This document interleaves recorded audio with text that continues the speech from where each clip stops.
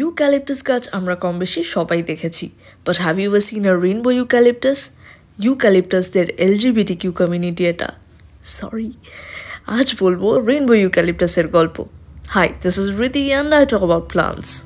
যে কোনো গাছের কাণ্ডের outer layer mostly dead cells দিয়ে ঢাকা থাকে বিভিন্ন রকম এনভায়রনমেন্টাল স্ট্রেস থেকে গাছকে বাঁচানোর জন্য, কিন্তু ইউক্যালিপটাসের কিছু প্রজাতি এই আউটার লেয়ার খসিয়ে ফেলে। সেই কারণে বেশ কিছু ইউক্যালিপটাস খুব মসৃণ দেখতে হয়। এখন ইউক্যালিপটাসের এই একটাই প্রজাতি ইউক্যালিপটাস ডেগলুপটা শুধু মসৃণই হয় না, ভীষণ রঙিনও হয়। But how? ইউক্যালিপটাস ডেগলুপটার কাণ্ডেও ক্লোরোফিল থাকে, which gives it a green pigment. পোকামাকড় থেকে ডিফেন্ড করার জন্য ট্যানিনও প্রেজেন্ট থাকে কাণ্ডে, which gives it orange or brown pigment. আর অতিরিক্ত আলো বা ইউভি রে থেকে বাঁচানোর জন্য অ্যান্থোসায়ানিনও থাকে, যা ব্লু বা পার্পল পিগমেন্ট অ্যাড করে। এবার গাছ যত ম্যাচিউরড হতে থাকে ততই ক্লোরোফিলের ব্রেকডাউন হতে থাকে এবং তখনই সব রং ভিজিবল হয়ে যায়।